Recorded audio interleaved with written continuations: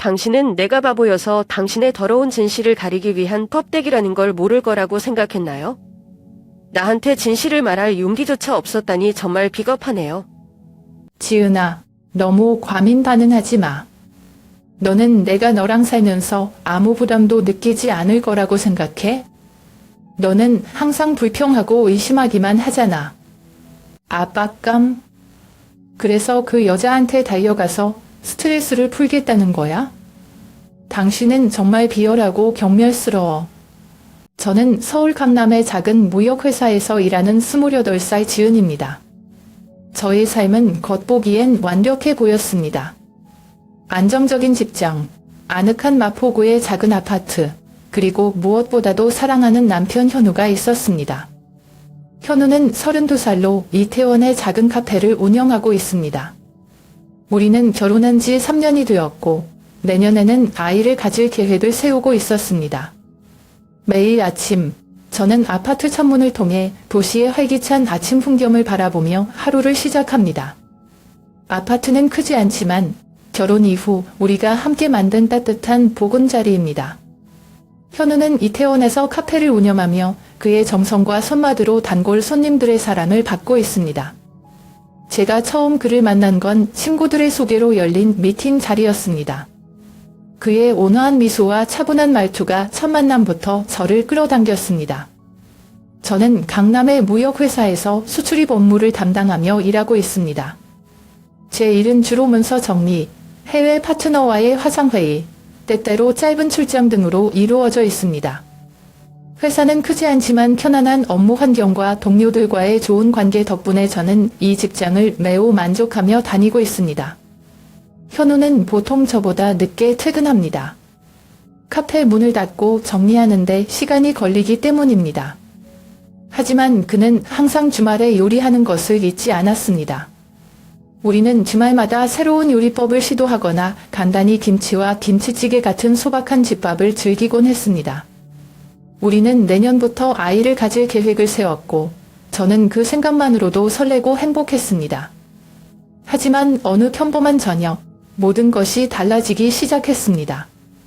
그날은 제가 평소보다 일찍 퇴근한 날이었습니다. 분기 보고서를 일찍 마무리한 덕분이었죠.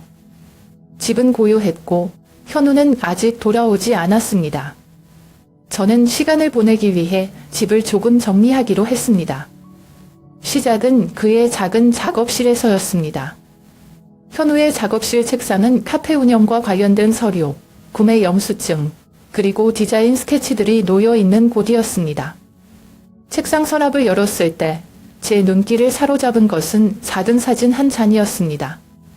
그것은 서류 더미 사이에 단정히 끼워져 있었습니다. 사진 속에는 현우와 낯선 여성이 함께 있었습니다. 두 사람은 한 카페에서 환하게 웃고 있었는데 그 카페는 제가 한 번도 가본 적 없는 곳이었습니다. 카페는 현대적인 인테리어와 테이블 위에 작은 화분들이 놓여 있었고 따뜻한 조명이 어우러져 있었습니다. 심장이 빠르게 뛰기 시작했습니다. 저 여자는 누구지? 왜 현우가 그녀와 함께 사진을 찍었지? 스스로에게 되뇌며 이 사진이 아마 오래된 사진일 거라고 생각하려 했습니다. 하지만 현우의 환한 표정과 사진 속의 친밀한 분위기는 제 눈을 떼지 못하게 만들었습니다. 그저 우연히 찍힌 순간일 뿐인 사진이었지만 그것은 제 마음속의 표문을 뒤흔드는 작은 물결이 되었습니다. 그날 저녁 현우가 집에 돌아왔을 때 저는 평소처럼 침착하려고 노력했습니다. 하지만 속으로는 수많은 질문들이 떠다녔습니다. 지금 바로 물어봐야 할까? 아니면 조용히 더 알아봐야 할까? 어떻게 해야 할지 몰랐지만 결혼 생활에서 한 번도 느껴보지 못한 의심이 제 마음속 깊이 스며들고 있었습니다. 현우는 그 사진에 대해 단골 손님과 함께 찍은 사진일 뿐이라고 설명했습니다. 그의 말투는 차분했고 별다른 감정의 동요도 없었습니다. 순간 저는 스스로에게 이렇게 생각했죠. 괜히 예민하게 반응한 건 아닐까? 그러나 그날 이후 그의 행동이 점점 더 이상하게 느껴지기 시작했습니다. 현우는 예전보다 더 늦게 집에 돌아오는 날이 많아졌습니다. 퇴근 시간이 자꾸 늦어지는 이유를 묻자 그는 바빠서 그렇다고 대수롭지 않게 말했지만 제 안에는 어딘가 선염되지 않는 불안감이 스며들었습니다. 게다가 그의 휴대전화는 늘 무음 상태로 설정되어 있었습니다. 예전에는 가끔 벨소리를 듣고 제가 대신 받아주는 일도 있었는데 요즘은 전화기를 손에 꼭 쥐고 다니며 제가 건드리지 못하게 하는 모습이 자주 보였습니다. 어느 날 저녁, 그는 공급업체를 만나러 간다고 말하며 저녁 식사를 함께하지 못한다고 했습니다. 그날따라 이상하게 그의 말을 곧이곧대로 믿을 수가 없었습니다. 마침 제가 두고 온 그의 코트를 찾으러 이태원의 카페에 들렀을 때 그는 그곳에 없었습니다. 대신 바 테이블 위에는 커다란 장미꽃 다발이 놓여 있었습니다. 장미는 붉고 탐스러웠으며 포장도 정성스럽게 되어 있었습니다. 저는 순간 멍해져서 한참 동안 그 꽃다발을 바라볼 수밖에 없었습니다. 누구를 위한 꽃일까? 속으로 수없이 드느며 아무 말 없이 꽃을 지나쳐 카페를 나왔습니다. 그날 밤 집에 돌아온 현우에게 꽃에 대해 묻자 그는 웃으며 말했습니다. 아, 그거? 손님 중 한 분이 남긴 거야? 내가 챙기려다가 깜빡했네. 그의 답변은 자연스러웠지만 저는 뭔가 석연치 않았습니다. 왜냐하면 그날 카페는 이미 문을 닫고 있었고 손님이 남겼다는 시간은 말이 되지 않았기 때문입니다. 또 다른 날, 현우가 저녁 무렵에 전화를 받는 것을 우연히 들었습니다. 평소와 다르게 부드럽고 다정한 목소리로 과에게서 곧갈게라고 말하는 그의 말투가 낯설게 느껴졌습니다.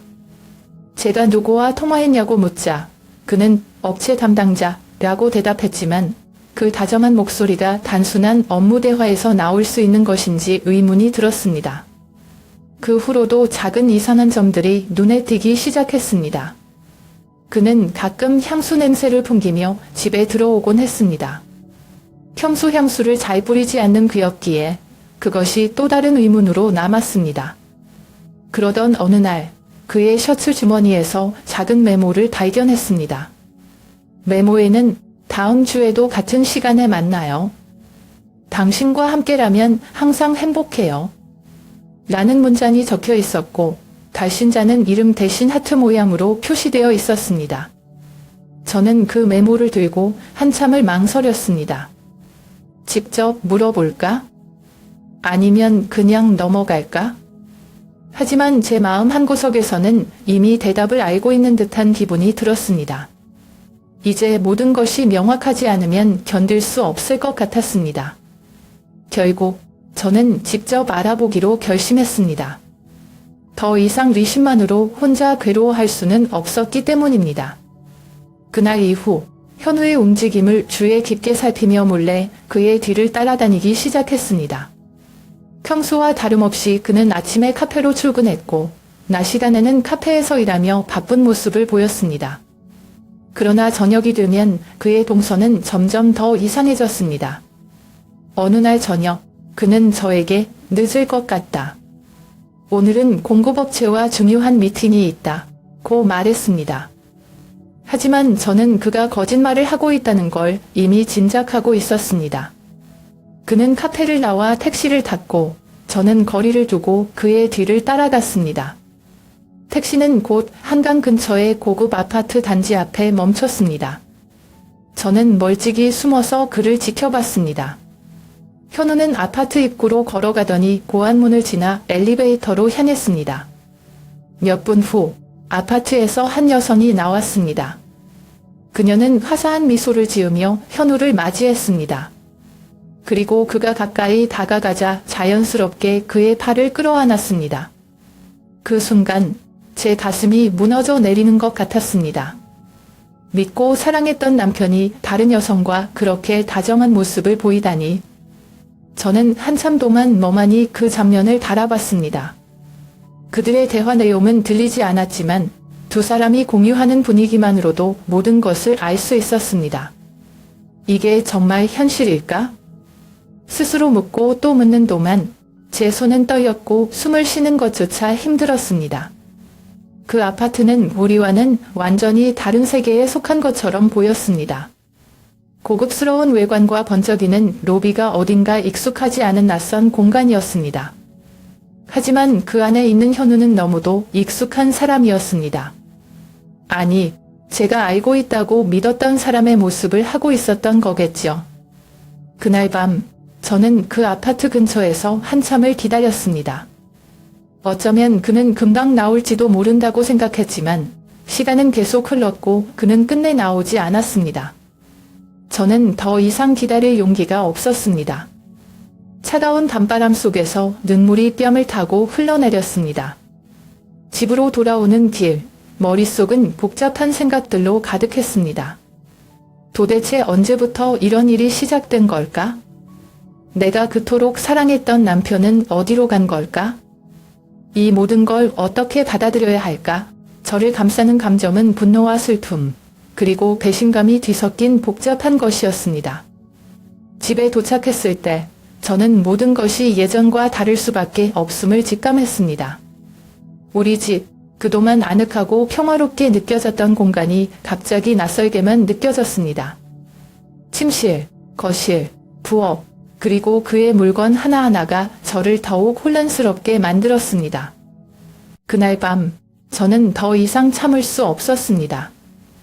혼자서 모든 걸 끌어안고 침묵하기엔 너무 고통스러웠습니다. 현우가 집으로 돌아오기 전에 저는 부엌 식탁에 장미꽃다발을 올려놓고 그를 기다렸습니다. 마음은 복잡했고 손은 떨렸으며 머릿속에서는 계속해서 수많은 질문들이 맴돌았습니다. 그는 무슨 변명을 할까? 아니, 혹시 내가 잘못 오해한 걸까? 하지만 이미 제 마음속에는 한 가지 결론이 내려져 있었습니다. 진실을 직접 들어야만 했습니다. 현우가 집에 들어왔을 때 그는 평소처럼 나왔어 라는 인사를 하며 부엌으로 걸어왔습니다. 그의 눈이 식탁 위에 놓인 꽃다발에 멈췄습니다. 이게 뭐야? 그는 놀란 표정으로 물었습니다. 저는 숨을 깊게 들이마시며 그를 바라봤습니다. 현우, 이 꽃은 누구에게 주려던 거야? 제 목소리는 떨렸지만 억누를 수 없는 분노와 슬픔이 담겨 있었습니다. 그는 잠시 멈칫하더니 어색하게 웃으며 말했습니다. 뭘 생각하는 거야? 지은? 하루 종일 바빴는데 꽃을 사서 누군가에게 줄 시간이 어디 있겠어? 그의 대답은 차분해 보였지만 저에게는 그 말이 거짓처럼 들렸습니다. 저는 식탁 옆에 놓아둔 봉투를 집어들었습니다. 그 안에는 제가 그날 발견한 사진이 들어 있었습니다. 저는 그 사진을 그의 앞에 내밀며 낮은 목소리로 말했습니다. 그럼 이건 뭐야? 이 여자는 누구야? 그 순간 그의 얼굴이 하얗게 질렸습니다. 그의 평소 자신감 넘치던 표정은 어디론가 사라졌고 입술은 살짝 떨리는 것처럼 보였습니다. 그는 사진을 자세히 들여다보며 말문을 잃은 듯 아무 말도 하지 않았습니다. 현우, 제가 조용히 말했습니다. 이 사진은 단순한 우연이 아니야. 그 여자는 누구야? 그리고 너희 둘은 무슨 관계야? 제 목소리는 더 이상 떨리지 않았습니다. 저는 이제 분명한 답변을 원하고 있었습니다.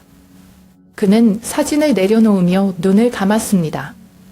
몇 초간의 침묵이 이어졌고 저는 그의 대답을 기다리며 숨을 죽였습니다. 결국 그는 깊은 한숨을 내쉬며 말했습니다. 지은, 이건 단지 오해야. 그녀는 그냥 오래된 친구일 뿐이야. 몇 번 만났을 뿐이야. 오래된 친구? 저는 그 말을 믿을 수 없었습니다. 그럼 왜 내게 그녀에 대해 한 번도 이야기하지 않았어? 왜 몰래 그녀를 만나러 다녔어? 처음에는 부정으로 일관하던 현우가 결국 입을 열었습니다. 그 여자는 서연이야. 그는 낮은 목소리로 말했습니다. 내가 결혼하기 전에 사귀었던 여자야. 그 말이 제 귀에 꽂히는 순간 모든 것이 멈춘 듯한 기분이 들었습니다. 서연. 저는 그의 과거에 대해 들은 적이 거의 없었습니다. 결혼 전 그는 짧게 몇 번 연애를 했었다고만 말했을 뿐 구체적인 이야기를 한 적은 없었습니다. 하지만 이제 그 과거의 일부가 현재로 돌아와 우리의 관계를 위협하고 있었습니다. 저는 떨리는 목소리로 물었습니다. 언제부터 다시 연락을 주고받았던 거야? 현우는 고개를 숙인 채 대답했습니다. 몇 달 전 서연이 미국에서 돌아왔을 때였어. 그녀가 우연히 내 소식을 들었고 연락을 했어. 그냥 옛날 얘기를 나누고 싶다고 하더라. 옛날 얘기? 저는 쓴웃음을 지으며 되물었습니다. 그래서 그 옛날 얘기를 하려고 그녀를 몰래 만나러 다닌 거야? 그녀를 카페에서 안아주는 게 단지 옛날 얘기 때문이었다고? 현우는 당황한 듯 손을 들어 올리며 말했습니다. 아니야, 지은. 그런 게 아니야. 우리 그냥 몇 번 만났을 뿐이야. 진짜로 아무 일도 없었어. 그러나 그의 변명은 더 이상 저에게 아무런 의미가 없었습니다. 저는 그저 그동안 그가 제게 숨기고 있었던 진실이 얼마나 많은지, 그리고 그가 정말로 진실을 다 말하고 있는 것인지 알 수 없었습니다. 서연이라는 이름이 갑자기 저를 질식시키는 무언가로 느껴졌습니다. 그녀는 단순한 과거의 연인이 아니었습니다. 그녀는 현우의 마음속 어딘가에 여전히 자리 잡고 있는 존재 같았습니다. 지금 그게 중요한 게 아니야, 현우. 저는 단호하게 말했습니다. 문제는 내가 나를 속였다는 거야. 우리가 결혼한 지 3년이야. 그런데도 너는 내게 솔직하지 못했어. 그는 고개를 떨구고 한숨을 내쉬며 말했습니다. 지은, 나도 내가 잘못했다는 걸 알아. 하지만 정말 아무런 감정도 없었어. 단지 옛날을 추억하고 싶었던 것뿐이야. 추억. 저는 그의 말을 끊었습니다. 그 추억 때문에 내가 나와의 결혼을 위험에 빠뜨렸다는 걸 알아? 그리고 추억을 이야기하고 싶었다면 왜 내게 말하지 않았어? 왜 몰래 그녀를 만난 거야? 현우는 아무 대답도 하지 못한 채 침묵했습니다. 그의 침묵은 마치 저에게 모든 것을 인정하는 것과 같았습니다. 저는 더 이상 무엇을 믿어야 할지 알 수 없었습니다. 그의 변명 속에서 진실을 찾아내기란 불가능해 보였습니다. 저는 한참 동안 침묵 속에서 그를 바라보았습니다. 그동안 죄다 믿고 의지했던 사람이 이렇게 낯설게 느껴진 적은 처음이었습니다. 현우가 다시 고개를 들어 제 눈을 바라보았을 때 그의 눈에는 후회와 죄책감이 서려 있었습니다. 그러나 그런 감정이 제게 위로가 될 수는 없었습니다.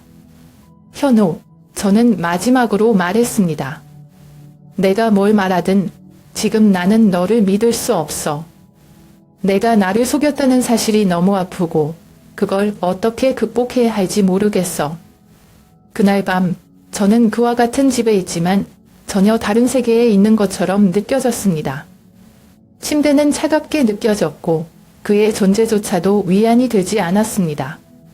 그의 진심 어린 사과일지라도 제 마음속 깊이 남은 상처는 쉽게 아물지 않을 것 같았습니다. 현우와의 이야기가 계속해서 답답하게 느껴지던 저는 결국 이 사실을 시어머니에게 털어놓기로 결심했습니다. 시어머니는 저를 딸처럼 아껴주시던 분이었기에 그녀라면 현우를 바로잡아줄 거라 믿었습니다. 제가 모든 상황을 털어놓았을 때 시어머니의 얼굴은 분노와 실망으로 가득 찼습니다. 현우가 그런 짓을 했다고? 시어머니는 한참 동안 아무 말도 못하시다가 결국 단호한 목소리로 말씀하셨습니다. 안 되겠다. 내가 직접 이 문제를 해결해야겠구나. 며칠 후 시어머니는 가족 모임을 소집했습니다. 그날 평소와 달리 분위기는 싸늘했고 모두의 시선이 현우에게 쏠려 있었습니다. 시어머니는 식사 도중 단도직입적으로 말문을 열었습니다. 현우야, 내가 지은이에게 한 짓을 다 알고 있다. 내가 대답해야 할 시간이야. 현우는 처음에는 침묵했습니다. 그러나 시어머니의 날카로운 시선은 그를 더 이상 회피할 수 없게 만들었습니다. 엄마, 그게 그렇게 큰일은 아니야. 그냥 옛날 친구를 몇 번 만났을 뿐이야. 그러나 그의 변명은 아무에게도 통하지 않았습니다. 특히 시아버지는 그 말을 듣고 자리에서 벌떡 일어나며 소리쳤습니다. 현우, 내가 결혼 서약을 깼다는 게 작은 일이냐? 그런 태도로는 이 집에서 살 자격이 없다. 책임질 수 없다면 당장 나가라. 현우는 아무 말도 하지 못한 채 고개를 숙였습니다. 그의 침묵은 가족 모두를 실망시키기에 충분했습니다. 그날 밤 저는 시어머니와 조용히 대화를 나눴습니다. 그녀는 제 손을 꼭 잡으며 말했습니다. 지은아, 내가 널 얼마나 아끼는지 알지? 하지만 내가 어떻게 해야 할지는 결국 내가 결정해야 해. 어떤 선택을 하든 내가 널 도울 거야. 며칠 후, 제가 아직도 감정의 소용돌이 속에 있을 때 한 통의 낯선 메시지가 도착했습니다.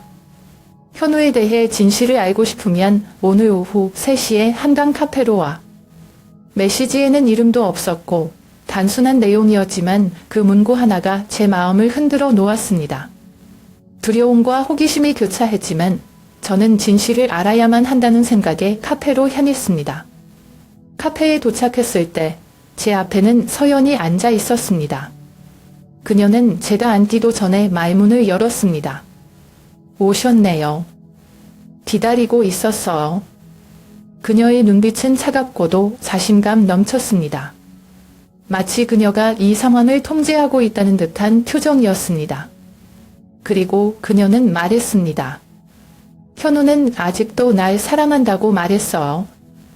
그가 당신과 결혼한 건 가족의 강요 때문이었다는 것도요. 그 말은 마치 날카로운 칼날이 제 가슴을 깊게 찌르는 듯 했습니다. 저는 숨이 막힐 것 같았고 손끝이 떨리기 시작했습니다. 그게 무슨 뜻이죠? 제 목소리는 떨렸지만 그녀에게서 시선을 뗄 수 없었습니다.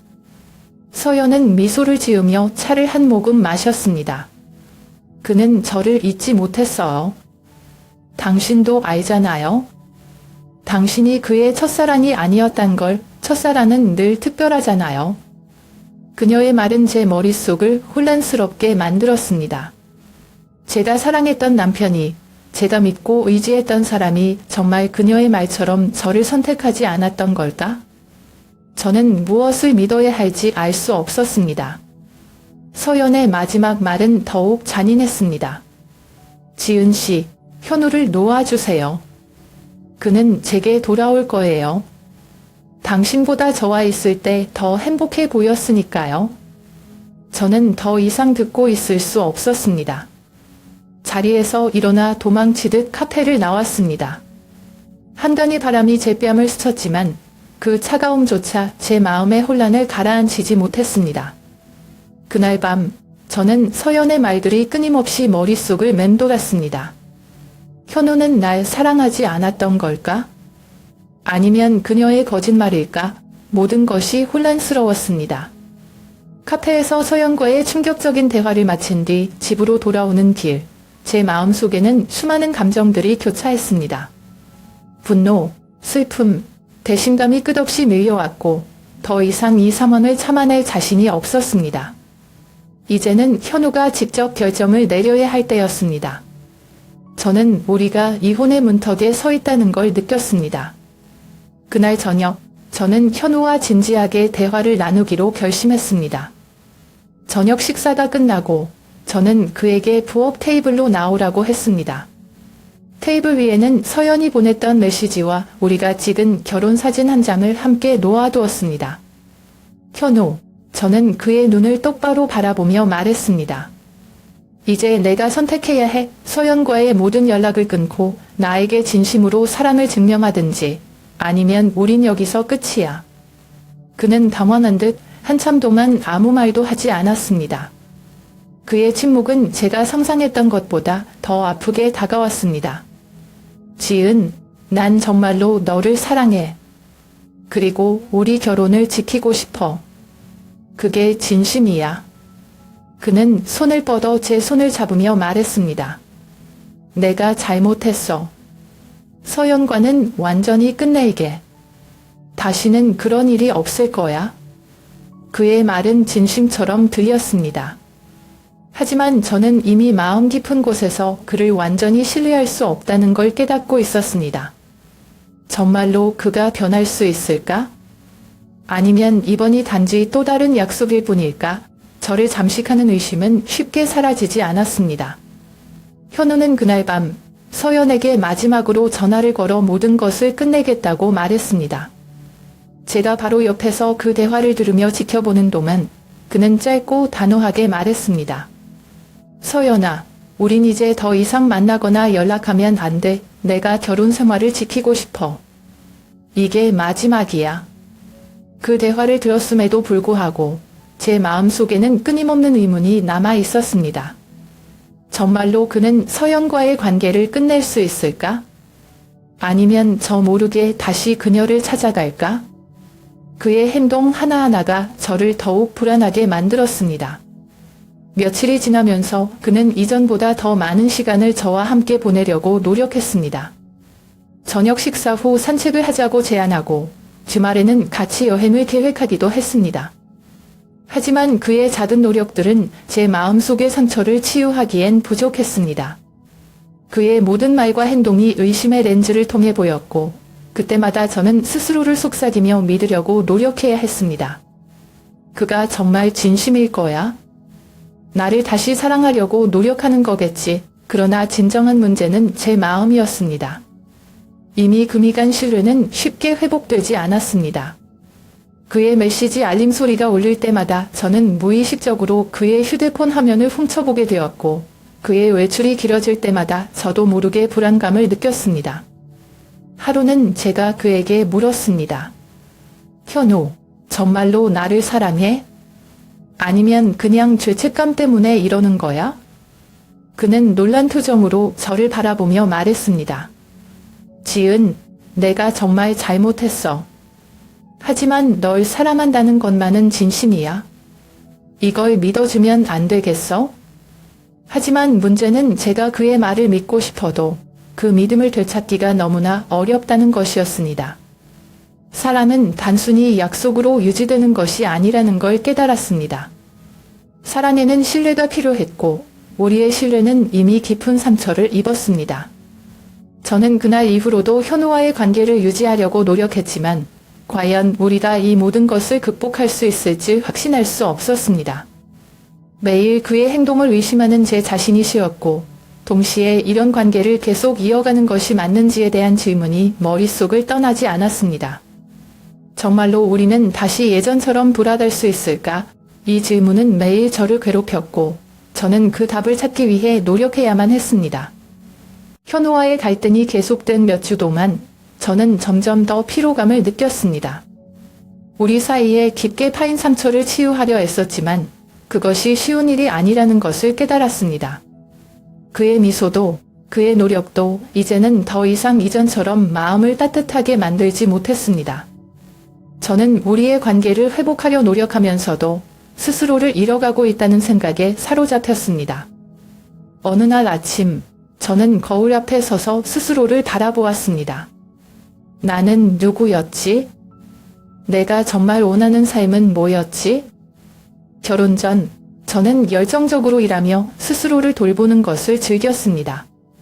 매주 요가 수업에 가서 마음과 몸을 정리하고 친구들과 만나며 웃음을 나누는 시간을 소중히 여겼습니다. 하지만 결혼 후, 특히 최근의 일들로 인해 저는 모든 에너지를 관계에 쏟아부으며 제 자신을 점점 잊어버린 듯 했습니다. 그날, 저는 결심했습니다. 이제는 나를 위해 시간을 써야 해. 그 길로 요가 학원을 다시 등록하고 몇 년간 손도 대지 않았던 요가 매트를 꺼내 먼지를 털었습니다. 처음 요가 스튜디오에 들어갔을 때 그 익숙한 향과 잔잔한 음악이 저를 반겨주었습니다. 몸은 경직되어 있었지만 동작 하나하나를 따라가며 차츰 제 자신과 다시 연결되는 느낌을 받았습니다. 요가를 마친 후 저는 일기를 쓰기 시작했습니다. 감정의 소용돌이 속에서 제가 느끼는 것들을 글로 풀어내는 것은 작은 해방감을 주었습니다. 저는 일기를 쓰며 저 자신과 대화를 나눴습니다. 나는 지금 무엇을 원하는가? 나의 행복을 위해 어떤 선택을 해야 하는가? 일에 집중하기로 한 결정 또한 저를 지탱해주는 기둥이 되었습니다.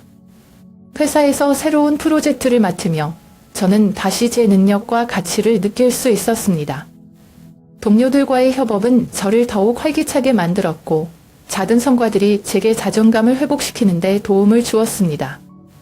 그럼에도 불구하고 마음 한켠에는 여전히 현우와의 관계에 대한 무거운 질문이 자리 잡고 있었습니다.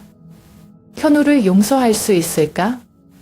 아니면 이 결혼을 끝내는 것이 나를 위한 최선의 선택일까? 현우는 여전히 변화하려 노력하고 있었습니다. 그는 저를 위해 시간을 내고 예전보다 더 많은 애정을 표현하려 애썼습니다. 그러나 저는 알고 있었습니다. 그의 노력만으로는 충분하지 않다는 것을. 사람은 단순히 약속과 노력만으로 유지되는 것이 아니라 진정한 신뢰와 행동에서 비롯된다는 것을 깨달았습니다. 주말에는 혼자서 한강을 따라 산책을 나가곤 했습니다.